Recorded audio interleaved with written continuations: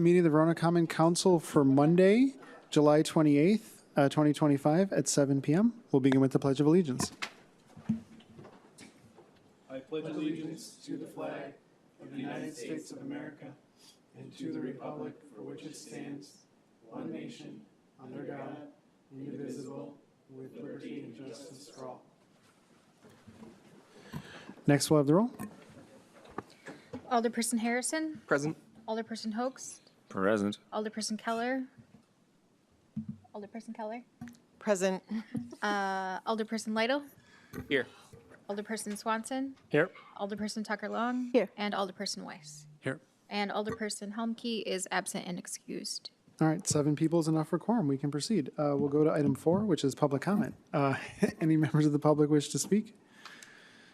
Not seeing anyone rushing towards the microphone, we'll move on to item 5, which is approve the minutes from the July 14th, 2025 council meeting. Corrections or motions to approve? I move that we approve the minutes. Motion to approve by Alder Harrison. Is there a second? Second. Seconded by Alder Swanson. Last chance for corrections. Seeing none. All those in favor of approving the minutes from the July 14th, 2025 common council meeting, say aye. Aye. Aye. Opposed, no. And the minutes are approved. We'll move on to item 6, which is mayor's business. I don't have anything for you, so we'll move on to item 7, which is announcements. Any announcements from the council? Oh, Alder Tucker Long. The staff anniversary cards are coming around, so make sure you sign them before you leave today. Thanks. Thank you. Any other announcements? Seeing none, we'll move on to item 8, which is administrator's report. Mr. Olick. Thank you, Mayor. I just have one thing, especially on a day like today, just wanted to let the public know in particular that we do have cooling centers in the city of Verona. They're designated as the Senior Center and the Verona Public Library.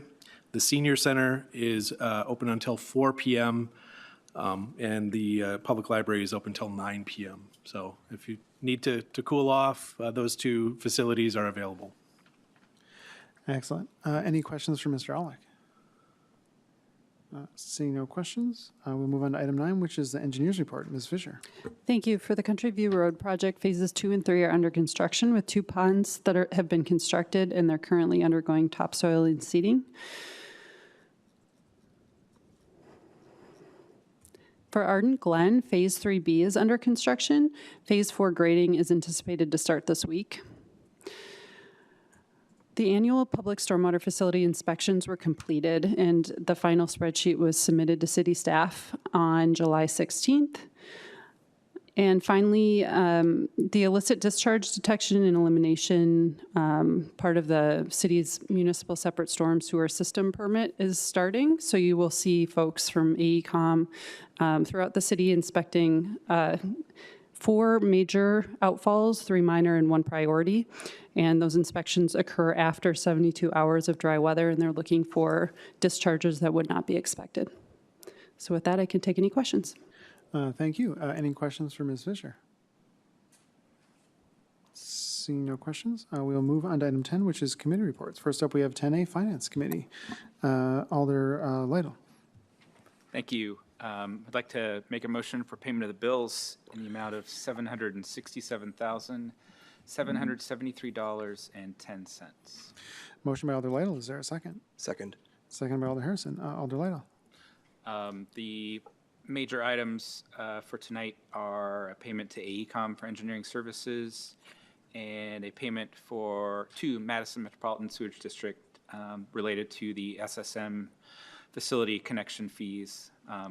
Just note that that is a amount that would be reimbursed as part of the construction process. Thank you. Questions or comments on the motion to pay the bills? Seeing no further discussion, all those in favor of paying the bills in the amount specified signify by saying aye. Aye. Opposed, no. And that motion passes. Anything further from Finance? That's all. Thanks. Excellent. We'll move on to 10B, which is Cemetery Board. Alder Tucker Long. Yes, I would like to move that we pass the changes to ordinance number 25-1070, amending Title 7, Chapter 1, Section 8, Animals Restricted on Public Grounds. Motion by Alder Tucker Long. Is there a second? Second. Seconded by Alder Harrison. Alder Tucker Long. Thank you. So this proposed ordinance removes the prohibition on dogs, cats, and other pets being in the cemetery grounds. It was unanimously approved by the cemetery board to recommend approval here. Thank you for that explanation. Questions or comments on this motion? Alder Swanson.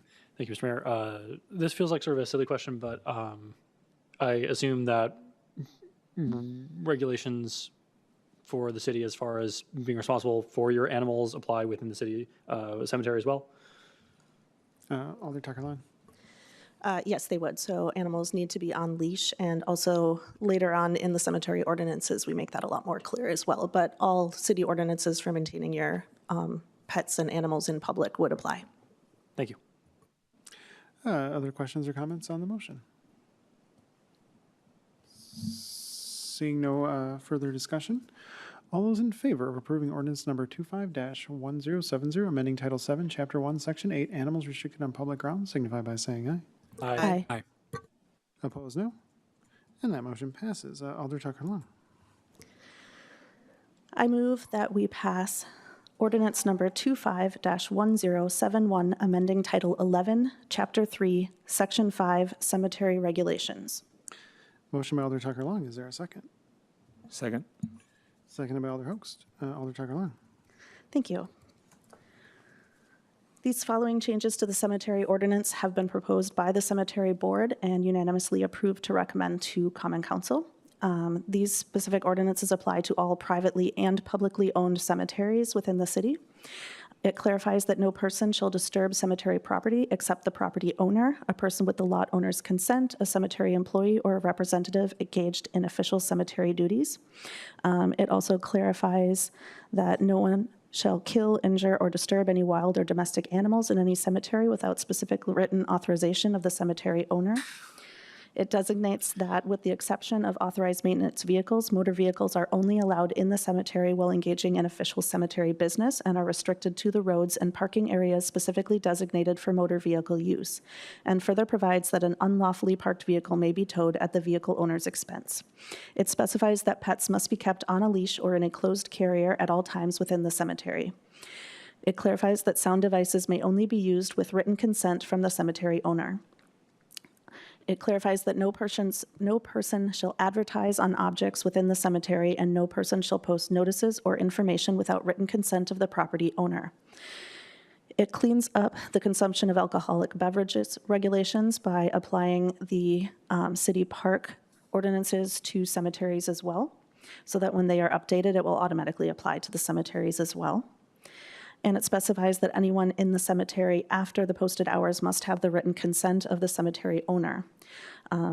It also consolidates and clarifies several other areas within the ordinance. And I'm happy to answer any questions about why the board is recommending these changes. Thank you for that explanation. Questions or comments on the motion? Seeing no further discussion, all those in favor of approving ordinance number 25-1071, amending Title 11, Chapter 3, Section 5, Cemetery Regulations, signify by saying aye. Aye. Opposed, no. And that motion passes. Alder Tucker-Lund. Yes, I move to approve ordinance number 25-1075, amending Title 12, Chapter 2, Cemeteries. Motion by Alder Tucker-Lund. Is there a second? Second. Seconded by Alder Harrison. Alder Tucker-Lund. So this chapter is slightly different from the previous one because the previous one applied to all private and publicly owned cemeteries within the city limits. This one specifically applies to the city-owned cemetery. So the following ordinance changes were unanimously approved by the cemetery board to request approval by the Common Council. We added a lot of references to various sections instead of repeating ordinances there because they weren't being repeated consistently. And so adding references keeps everything up to date more easily. We defined several of the terms that were previously defined inconsistently, including sexton, relative, reburial, and outer burial container. We clarify the responsibilities of the cemetery board, the finance director, the parks director, and the city staff in managing the city cemetery. We clarify the conditions for the sale and repossession of single grave lots, which is dictated per Wisconsin state statutes. So bringing that all into compliance. It clarifies that the city will only issue deeds after a full payment is made, and that we added a deed reconveyance fee for repurchasing unused lots, and clarified that it is the original purchase price, not the current purchase price of the plot. We clarified that all reburials must comply with state law and receive formal authorization from the appropriate cemetery authority. We have clarified that structures, fences, and items will be allowed in the cemetery with written approval from the cemetery board or the sexton. Previously, all structures, fences, or any items, including wreaths or flowers, were prohibited in the cemetery. So we are cleaning that up to allow those things with permission. We clarify the vehicles having to stay on the road.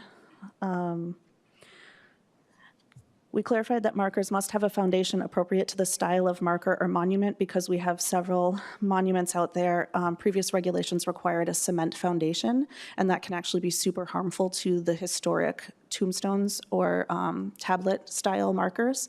And so we wanted to update this to allow for the proper fittings for those types of foundation, or for those types of markers, because placing them in cement foundations has caused a lot of damage to them, and we've lost a couple of the historic markers. So this update was to preserve the historic markers that we have and ensure that future markers are placed in the proper type of foundation to adequately preserve the markers. Let's see. We also allowed the cemetery board or the sexton to require a deposit prior to burial to ensure timely placement of a proper marker or monument. And we reserve the right to place a marker or monument and to assess any surviving owners of the lot for the cost of the marker or monument placed and the cost of installation of such marker or monument. This is to prevent unmarked graves that slowly over time everybody forgets who's there. So just to try to keep things organized and clear. Originally, construction of vaults and mausoleums was prohibited. We updated this to be prohibited without specific city council approval on the recommendation of the cemetery board. We updated the payments and payment methods and fees to refer to the city fee schedule instead of being clarified in the ordinances. And again, there were a lot of changes in this chapter, so if anybody has any questions, I'm happy to discuss why and what for. Thanks. Thank you. Alder Weiss. Were there any changes that were controversial or discussed or things that there was debate about, or was it? I mean, we debated all of these changes for multiple meetings. So we've spent many, many hours talking about all of these, trying to make sure. Probably the one that is the most contentious is allowing flowers and wreaths on the graves. In the past, the ordinances conflicted with the cemetery regulations, which conflicted with the cemetery rules that are posted at the cemetery. So we're trying to make sure everything at least agrees with each other. Because, for instance, the cemetery rules allowed you to place certain things, whereas the cemetery regulations allowed you to place other things, and the city ordinances did not allow you to place anything at the graves. And we felt that was overly restrictive and doesn't really honor traditional and current burial practices and ways of honoring your loved ones. So we wanted to make that still within reason, but less restrictive for now. And we'll be having a deeper discussion on what exactly will be allowed and what won't be allowed in the regulations, but didn't feel that needed to be defined in the ordinance. Other questions or comments on the motion? Seeing no further discussion, all those in favor of ordinance number 25-1075, amending Title 12, Chapter 2, Cemeteries, signify by saying aye. Aye. Opposed, no. And that motion passes. Alder Tucker Long. Thank you. I move to approve the changes to the fee schedule for the cemetery fees. Motion by Alder Tucker Long. Is there a second? Second. Seconded by Alder Keller. Alder Tucker Long. Thank you. These proposed updates to the fee schedule from the cemetery board were unanimously approved for recommendation to the common council, and they increased the fee for residential lots from $800 to $1,100. They increase the fee for non-residential lots from $800 to $1,400, and they create a single fee to stake burials or monuments at $100. Currently, there is only one fee for lots not distinguished between residential and non-residential. And the staking fees were currently at $75 for staking for a burial and $60 for staking for monuments. The reasoning for combining those staking fees is because it's the same amount of staff time and labor to do the staking. And so there was no reason for it to be different fees. And the increases to the cost of the lots was based on a study of other cemeteries, both privately and municipality owned in the area. And we were woefully behind. We have not raised the prices, I believe, since 2014, 2015. So it's been a long time since prices were updated. Actually, it might have been 2017. Anyways, a while. If anyone has any questions on the price changes, let me know. Thank you for that explanation. Questions or comments on this motion? Seeing no further discussion, all those in favor of approving the cemetery fee schedule signify by saying aye. Aye. Opposed, no. And that motion passes. I would like to ask for your unanimous consent to move item 11B, which should have been included under the cemetery board, to the next item that we consider. Is that okay with everyone? Okay. Alder Tucker Long, 11B. Thank you. I move to approve ordinance number 25-1074, amending Title II, Chapter 4, Section 13 for the Cemetery Board. Motion by Alder Tucker Long. Is there a second? Second. Seconded by Alder Harrison. Alder Tucker Long. Thank you. The proposed ordinance changes, the proposed ordinance makes the following changes to the Cemetery Board. It designates the Public Works, Water, and Sewer Committee Chair as the Chair of the Cemetery Board. Previously, the Chair was not defined. It specifies that the Board shall meet at the request of the Common Council and at least annually to report to the Common Council as to the financial condition, the number of internments during the previous calendar year, and any other information affecting the efficient operation of the cemeteries. Previously, it specified on a certain date and required it to be that specific date, whether or not there was a Common Council meeting that day or not. So we're just trying to make it more flexible so that the report can be made to the council at a council meeting. If anyone has any questions on the updates to this, let me know. Thank you. Any questions or comments on this update? Seeing no further discussion, all those in favor of ordinance number 25-1074, amending Title II, Chapter 4, Section 13, Cemetery Board, signify by saying aye. Aye. Opposed, no. And that motion passes. Anything further from the Cemetery Board? Nothing further from Cemetery Board. Excellent. With that, we will move on to 10C, which is Public Safety and Welfare Committee. Alder Host. Thank you. I'd like to make a motion to approve a temporary Class B fermented malt beverage and Class B wine license for Art House 360 for the Dancing with the Arts fundraising event on August 15th, 2025. Motion by Alder Host. Is there a second? Second. Second by Alder Harrison. Alder Host. Thank you. The Art House 360 is hosting a fundraising event on August 15th. At the Art House, they are requesting to sell alcohol in the upper level community room and the designated patio near the rear entrance. There will be a licensed bartender at both locations, and the staff recommend approval. Thank you for that explanation. Questions or comments on this motion? Seeing no further discussion, all those in favor of approving the temporary Class B fermented malt beverage and temporary Class B wine license for Art House 360 for the Dancing with the Arts fundraiser on August 15, 2025, signify by saying aye. Aye. Opposed, no. And that motion passes. Alder Host. Thank you. I'd like to make a motion to approve ordinance number 25-1072, amending Title 10, Chapter 3, Section 8, snowmobile routes. Motion by Alder Host. Is there a second? Second. Seconded by Alder Harrison. Alder Host.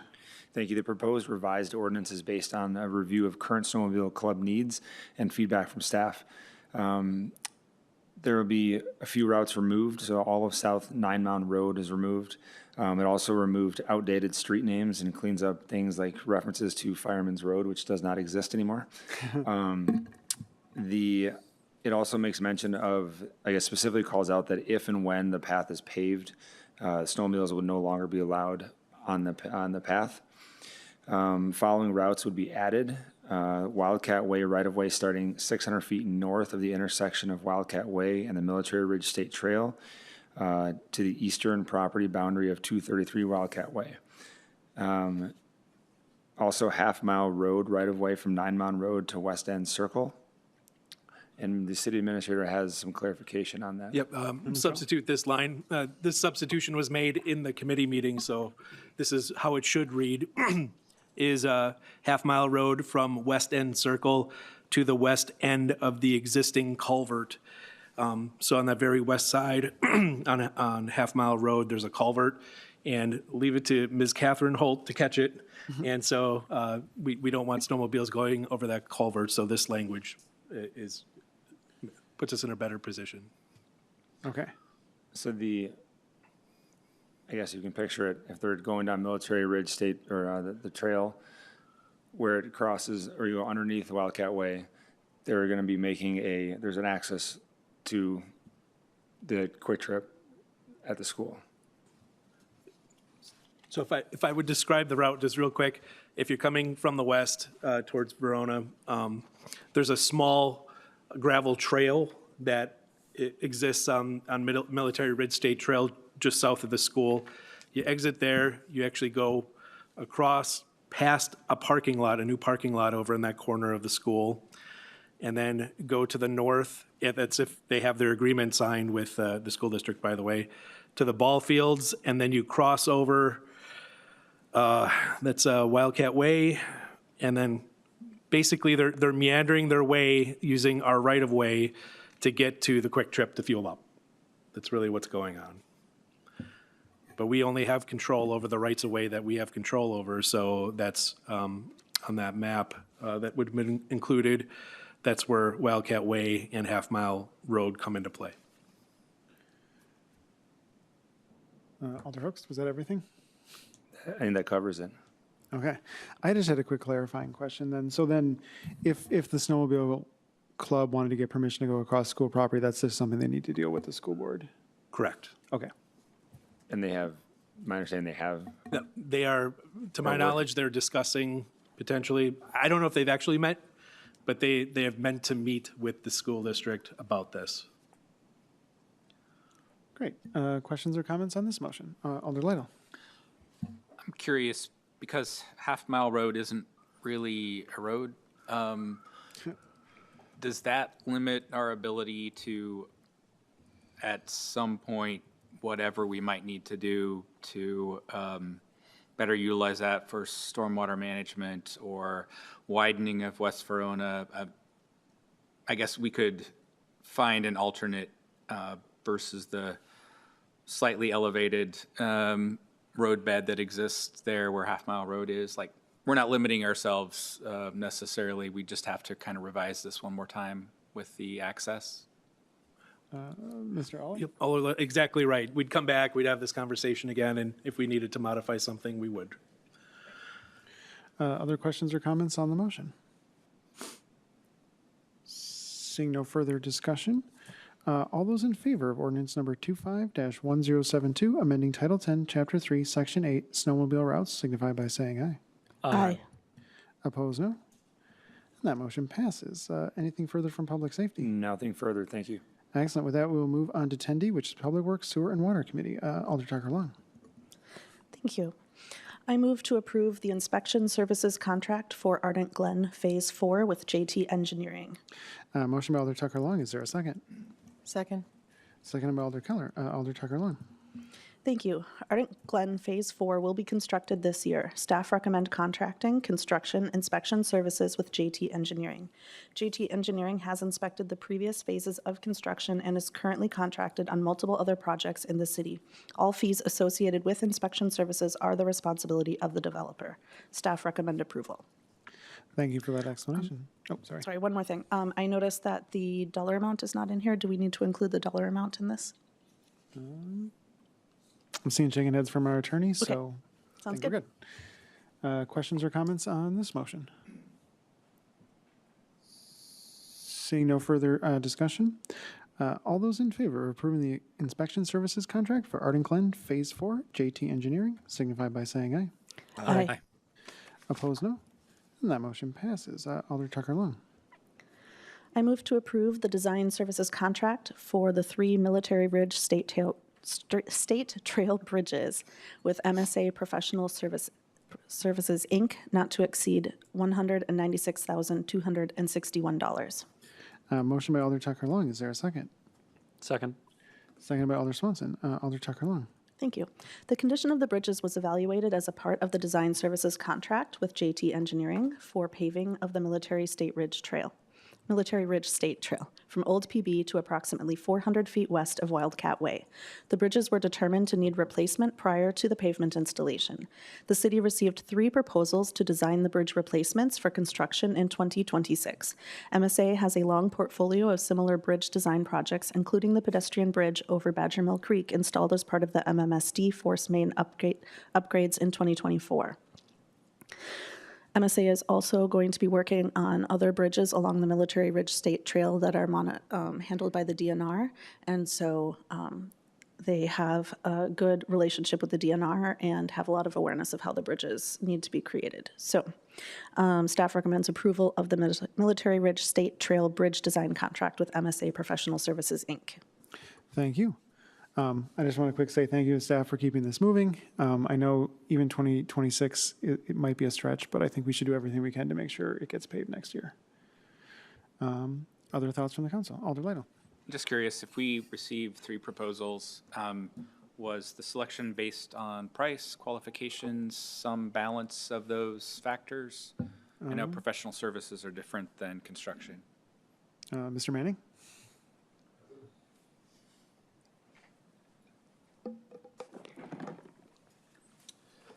The selection was primarily on qualifications. The pricing came in later. So we didn't want to, so after reviewing information provided is when we started discussing the price. That'll do. Thank you. All right. Other questions or comments on the motion? Seeing no further discussion, all those in favor of approving the design services contract for 3 Military Ridge State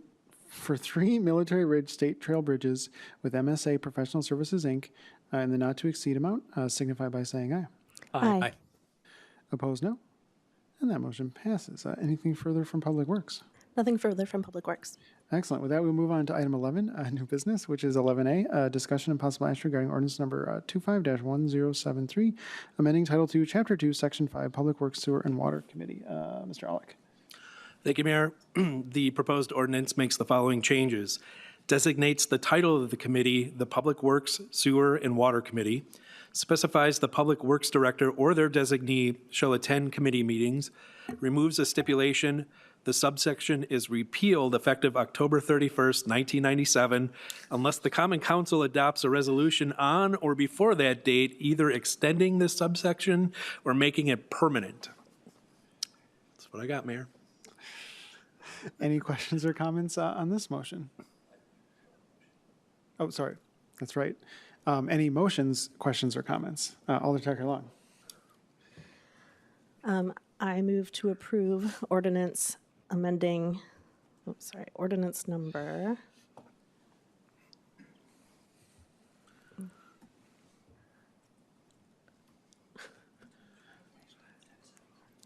25-1073. It's on the monitor.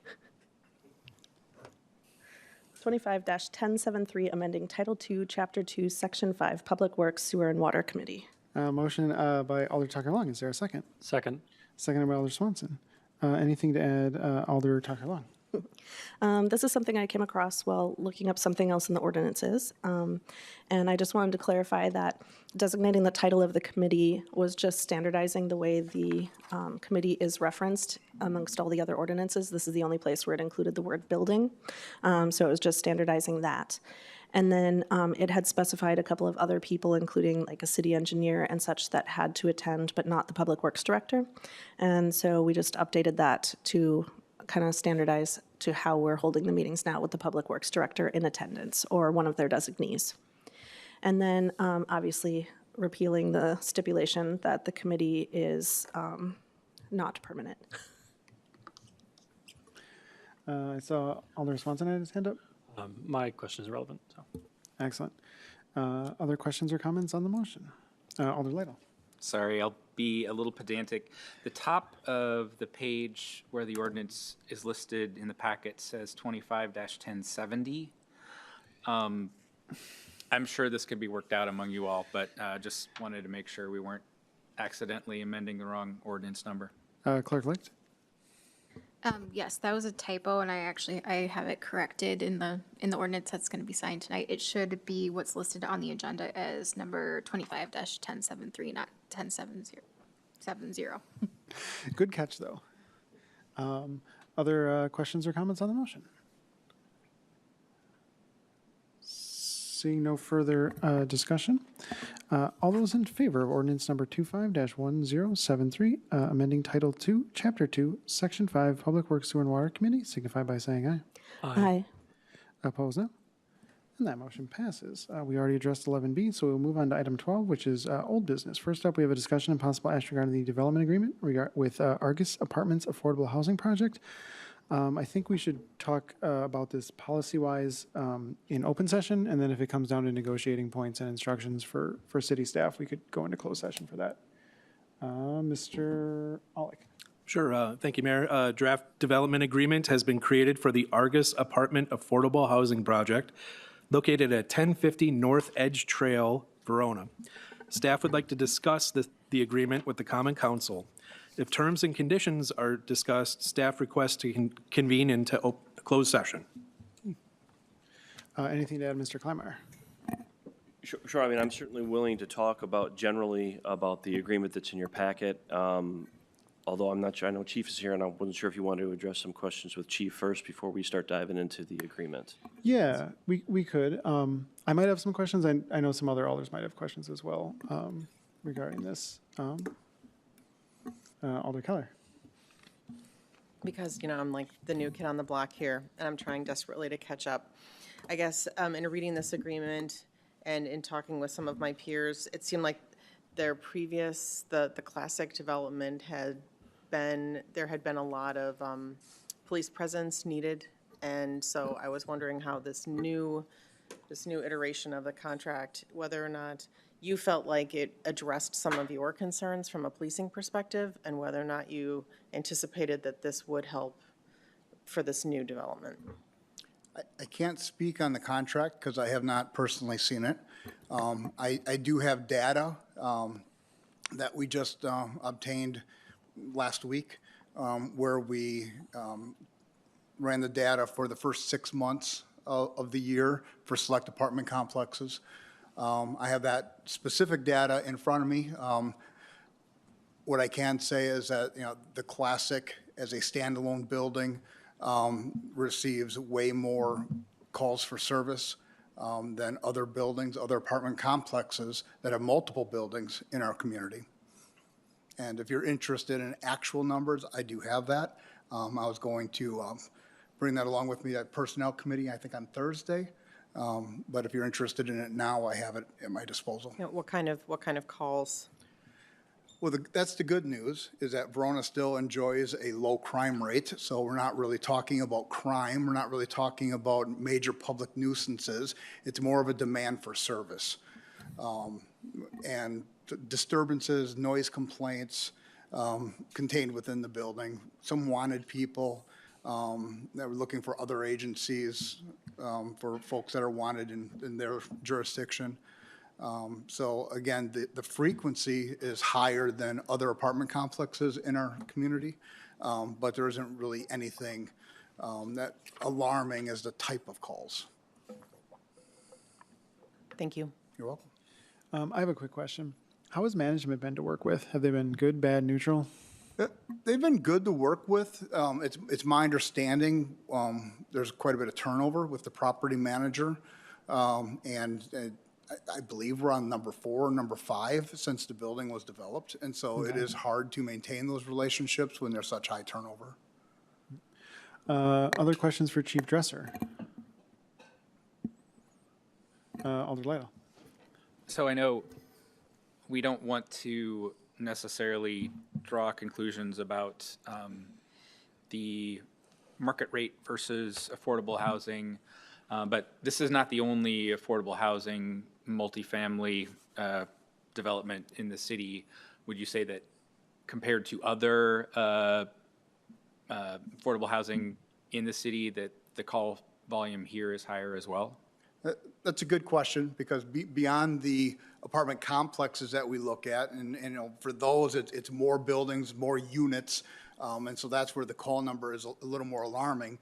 We have also looked at other standalone buildings, such as Park Verona, 506 West Verona Avenue, Shetler Terrace on Pale Street. Those are pretty much standalone buildings. Those call volumes are higher as well. Typically more EMS calls. Quite a few EMS calls, so still a demand on city services, compared to the classic where I think there are only 2 EMS calls, so the type of call is different. Thank you. Other questions for Chief Dresser? Alder Harrison. Just a point of clarification. Do you have like a ratio of like per capita, per person, or per unit, I guess? Like a volume of calls at these other places versus volume of calls, you know, per head at the classic? Yeah, we haven't done that comparison yet, you know, calls per number of units. I have thought about that myself, that might be interesting. So right now, we just kind of have the general numbers. I guess I'll add on to that, and I think it would be super useful. It would help me understand, I think, what I'm seeing with the numbers. Other questions for Chief Dresser? Okay, Mr. Kleinmeyer, if you want to talk about the agreement? Sure. So within your packet, starting on, I think it was on page 108, is an agreement that was prepared by the developer and provided to the city. And I was just going to, there are certainly definitely, or there are terms and conditions that I think we will want to walk through in closed session to get your feedback as to how we're going to respond. I guess I just kind of wanted to talk, you know, at a high level about the agreement. This would be an agreement. It would be for an affordable housing project. And what I mean by that is the council has taken some past action with at least, I think, 2 TIF districts and maybe more, where there's a state law that allows effectively, once we've paid off our project costs, we can allow the district to remain open for a certain number of months, up to, I believe, a year, to essentially use the increment that is generated during that time period to be put into an affordable housing TIF fund account. And then the city and any municipality who has that in place is able to utilize the funds from that account to pay for, you know, affordable housing as that is defined under the statutes. And so that essentially would be the purpose for this agreement if the council moves forward with it. I can tell you that there will be some pretty substantial changes made to the document that is in the packet from the standpoint of we will be putting in a fair amount of references to the TIF law. Because, I mean, when you get down to it, I mean, the funding that is associated with this fund, it was generated from TIF increment under the TIF law, and how we distribute it. And so you will see a lot of the language that we have, for example, in all of our TIF agreements or put into this document. Because one of the things that's very important is we want to make clear that, you know, whatever amount, you know, if we do the agreement, whatever amount the city is going to provide to them is coming from this affordable TIF fund. Because we need to have language in here to make clear that it's not coming from the general fund or that it's a general obligation of the city, because then there's certainly ramifications of that. The other language that's going to be put in here too is just, well, we need to add, you know, if we've talked about this before when we've done the resolutions where we've extended the TIF districts, but under the law, under the TIF law, affordable housing is defined as housing that costs a household no more than 30% of the household's gross monthly income. And so then when we talk about how we use this funding, the city, you know, of our pool of funds that we have, 75% of that money needs to be used to benefit affordable housing in the city. So we need, to protect ourselves, we need to essentially reinsert some of these definitions and other concepts into the agreement. It's going to be, a lot of the language is going to be similar or identical to the language that we always have in our TIF agreements. And so I just wanted to flag that for you because it's very important. And it also, one of the things that we need to talk through with the developer, and here I'll just kind of focus on, now I'm jumping ahead to page 4 of the agreements, in what is a section 3C. Here's where the developer starts talking about, how it's going to be use the funding. And for example, I think it's this section.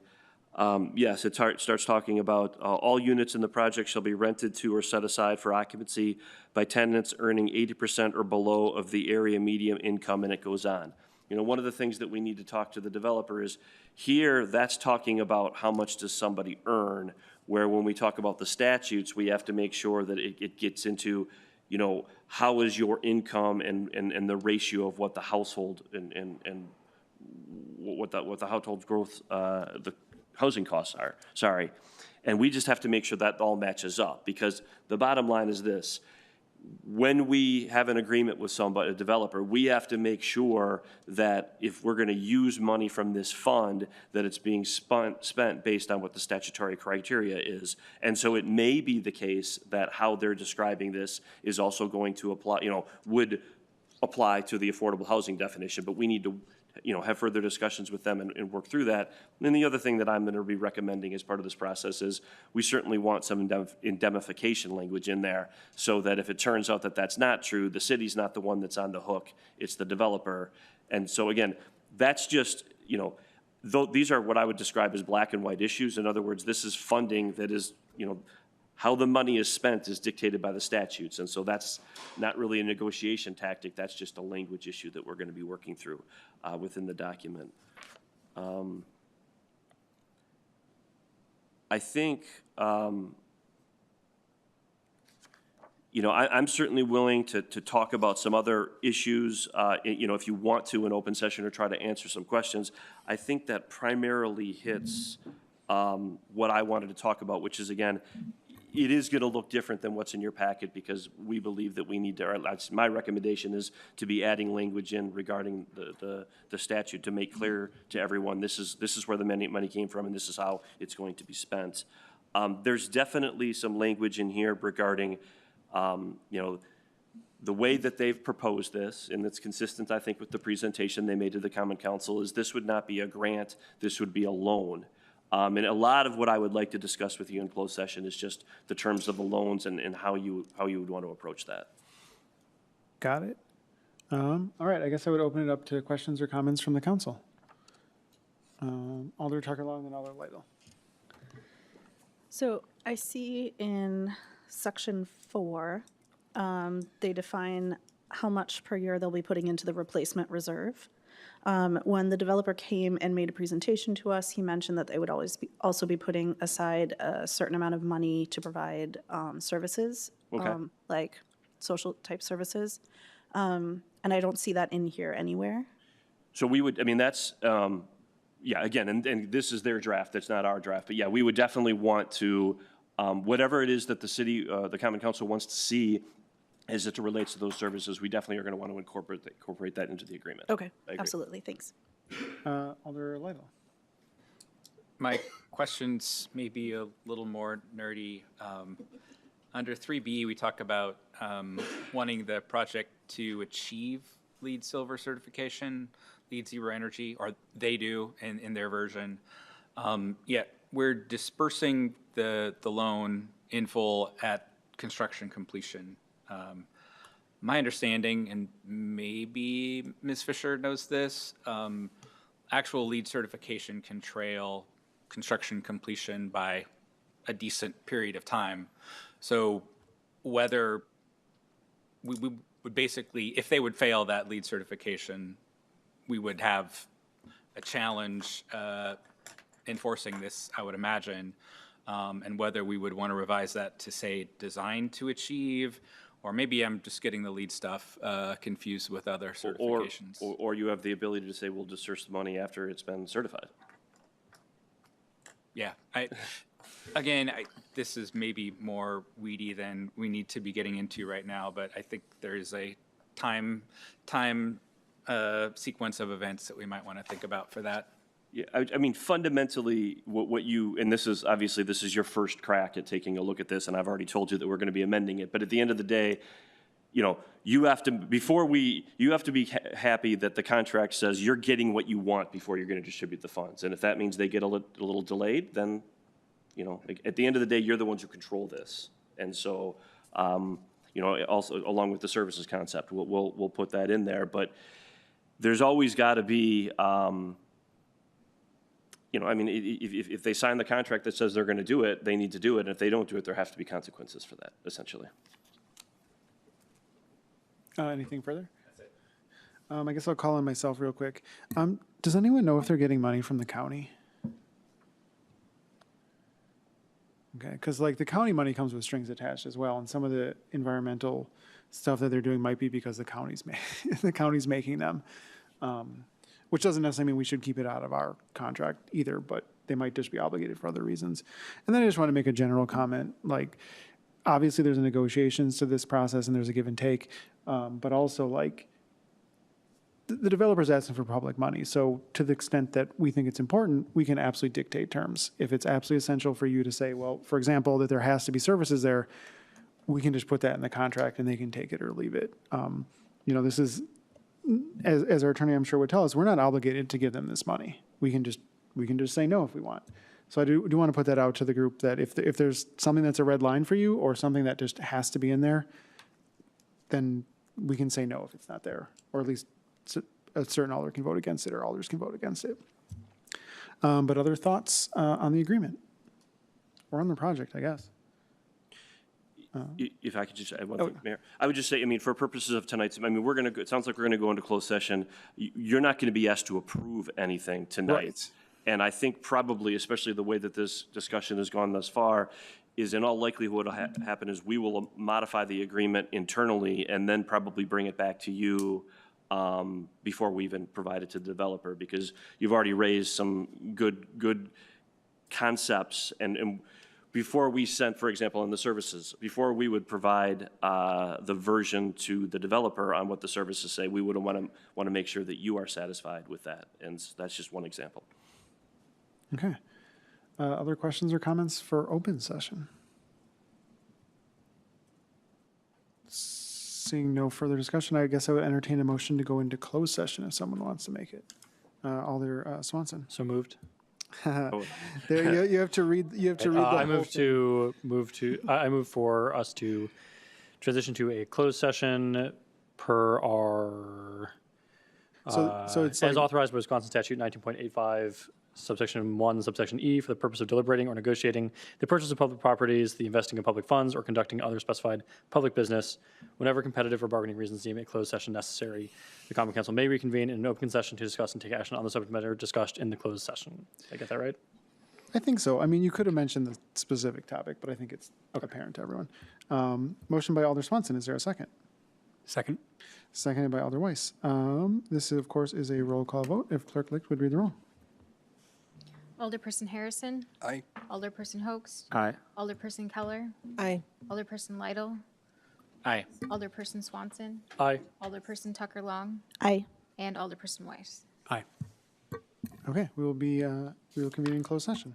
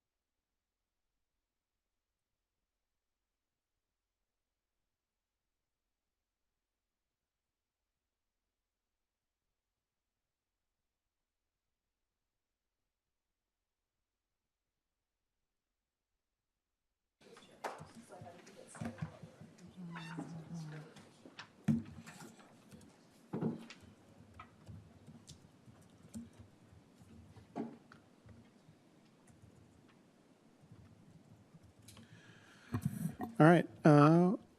We had a fruitful discussion in closed session, and we expect to have more in the future. With that, I will move on to item 13, which is adjournment. A motion to adjourn would be in order. So moved.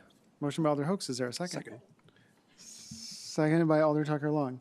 All those in favor of adjournment, say aye. Aye. Opposed, no. And we're adjourned at 8:47 PM. Thank you, everyone.